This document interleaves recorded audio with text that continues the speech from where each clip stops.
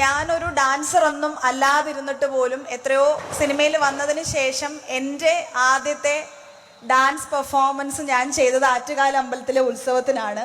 അമ്മയുടെ അനുഗ്രഹം ഈ വർഷം എപ്പോഴും കൂടെ ഉണ്ടാകുമെന്ന് വിചാരിക്കുന്നു, വിശ്വസിക്കുന്നു, അങ്ങനെ തന്നെ ആഗ്രഹിക്കുന്നു. അന്ന് മുതൽ ഒരുപാട് പെർഫോമൻസസ് ഞങ്ങൾ ഉത്സവത്തിന് ഒരുപാട് അമ്പലങ്ങളിൽ ചെയ്തു.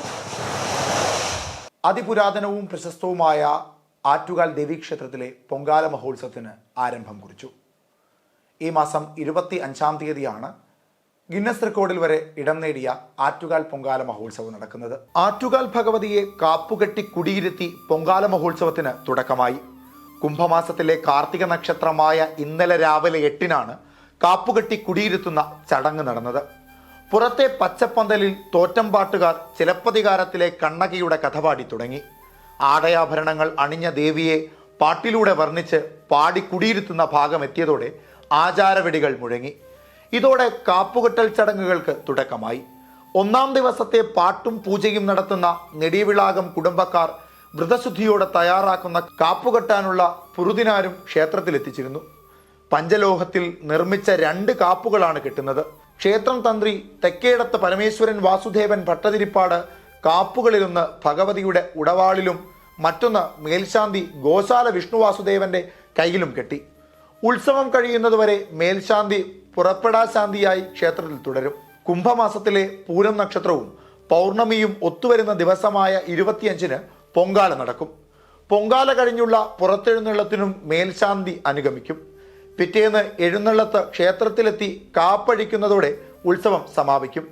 ദശലക്ഷങ്ങളാണ് ആറ്റുകാൽ ഭഗവതിക്ക് പൊങ്കാല സമർപ്പിക്കുവാൻ ആറ്റുകാൽ ക്ഷേത്രത്തിൽ എത്തിച്ചേരുക.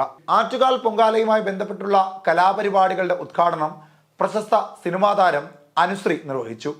അമ്മയുടെ അനുഗ്രഹം ഈ വർഷം എപ്പോഴും കൂടെ ഉണ്ടാകുമെന്ന് വിചാരിക്കുന്നു, വിശ്വസിക്കുന്നു, അങ്ങനെ തന്നെ ആഗ്രഹിക്കുന്നു. അപ്പോൾ എന്തായാലും ഈ ഒരു കലാസന്ധിക്ക് തിരികൊളുത്താനായിട്ട് അവസരം കിട്ടി.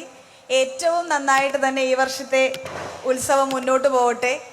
എനിക്ക് തോന്നുന്നു ഞാനൊരു ഡാൻസർ ഒന്നും അല്ലാതിരുന്നിട്ട് പോലും എത്രയോ സിനിമയിൽ വന്നതിന് ശേഷം എൻ്റെ ആദ്യത്തെ ഡാൻസ് പെർഫോമൻസ് ഞാൻ ചെയ്തത് ആറ്റുകാൽ അമ്പലത്തിലെ ഉത്സവത്തിനാണ്. ഒരുപക്ഷെ അത് നിങ്ങൾക്ക് പോലെ അറിയുമോ ഓർമ്മയുണ്ടോ എന്ന് എനിക്കറിയില്ല. പക്ഷെ ഡാൻസർ അല്ലാണ്ടിരുന്ന എനിക്ക് ഭയങ്കര ആഗ്രഹമായിരുന്നു ഡാൻസ് പെർഫോം ചെയ്യണം എന്നുള്ളത്. അങ്ങനെ എൻ്റെ കൊറിയോഗ്രാഫർ ആറ്റുകാൽ അമ്പലത്തിൽ ഉത്സവമുണ്ട്, നമുക്ക് ആദ്യം ഇവിടെ പെർഫോം ചെയ്യാമെന്ന് പറഞ്ഞ് എനിക്ക് തോന്നുന്നു ഒരു 5-6 വർഷം ആയിട്ടുണ്ടാവണം.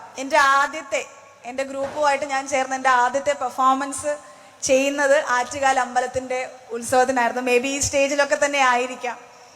അന്ന് മുതൽ ഒരുപാട് പെർഫോമൻസസ് ഞങ്ങൾ ഉത്സവത്തിന് ഒരുപാട് അമ്പലങ്ങളിൽ ചെയ്തു. അന്ന് ആരോ പറഞ്ഞിരുന്നു ആറ്റുകാൽ അമ്പലത്തിൽ ആദ്യത്തെ പെർഫോമൻസ് ചെയ്ത് കഴിഞ്ഞാൽ ഭയങ്കര ഉയർച്ചയായിരിക്കുന്നു. കാരണം എനിക്ക് തോന്നുന്നു ഞാൻ ആ വാക്ക് വിശ്വസിക്കുന്നു. കാരണം ഒരു ഡാൻസർ അല്ലാണ്ട് ഇരുന്നിട്ട് പോലും ഞാൻ ഒരുപാട് വേദികളിൽ പെർഫോം ചെയ്തു. പക്ഷെ ആദ്യമേ തന്നെ ഞാൻ പറയാറുണ്ട്, ഞാൻ ഡാൻസർ അല്ല, എന്നെ ആരും കുറ്റം പറയരുത്. കാരണം ഒരു ഡാൻസറിന് എൻ്റെ ഡാൻസ് കാണുമ്പോൾ എന്തായാലും അറിയാം ഞാൻ ഡാൻസ് പഠിച്ചിട്ടേ ഇല്ല എന്നുള്ളത്. സോ ഞാൻ ആദ്യമേ അത് പറഞ്ഞിട്ടാണ് ഞാൻ ചെയ്യുന്നത്. പക്ഷേ എൻ്റെ ഭയങ്കര ആഗ്രഹമായിരുന്നു പെർഫോം ചെയ്യണം എന്നുള്ളത്. അപ്പോൾ ആദ്യം ഇവിടുത്തെ അമ്മയുടെ അനുഗ്രഹം വാങ്ങി ഇവിടുത്തെ വേദിയിലാണ് ഞാൻ പെർഫോം ചെയ്തത്. അപ്പോൾ വീണ്ടും അതേ ഒരു വേദിയിൽ ഒരു ഗസ്റ്റായിട്ട് വന്ന് ഇവിടുത്തെ ഒരു ചടങ്ങിന് തിരികൊളുത്താൻ കഴിഞ്ഞത് എന്നെ സംബന്ധിച്ചിടത്തോളം ഭയങ്കര വലിയ കാര്യമാണ്. ഒത്തിരി സന്തോഷമുണ്ട് അതിൽ. അപ്പോൾ എന്തായാലും ഈ വർഷത്തെ ഉത്സവം ഏറ്റവും മനോഹരമായിട്ട് തന്നെ നടക്കട്ടെ. എല്ലാ കലാവിരുന്നുകളും നിങ്ങൾക്ക് ആസ്വദിക്കാൻ തക്കവണ്ണം ഉള്ളതാവട്ടെ എന്ന് പ്രാർത്ഥിക്കുന്നു. വൈകിട്ട് നടന്ന കലാപരിപാടികളുടെ ഉദ്ഘാടന ചടങ്ങിൽ വെച്ച് ആറ്റുകാൽ ട്രസ്റ്റ് നൽകുന്ന അംബ പുരസ്കാരം ജോർജ് ഓണക്കൂറിന് സമ്മാനിച്ചു. മികവിനുള്ള അംഗീകാരം എന്നതിനോടൊപ്പം ആറ്റുകാൽ ദേവിയുടെ അനുഗ്രഹ പ്രസാദവുമാണ് ഈ പുരസ്കാരം എന്ന് ഏവരും കരുതുന്നു.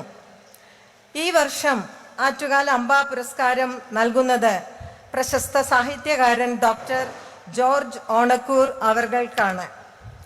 കേരള സാഹിത്യ അക്കാദമി അവാർഡുകൾ, കേന്ദ്ര സാഹിത്യ അക്കാദമി അവാർഡ് എന്നു തുടങ്ങി ഒട്ടനവധി അവാർഡുകൾ അദ്ദേഹത്തിന് ലഭിച്ചിട്ടുണ്ട്. മലയാള സാഹിത്യ രംഗത്തെ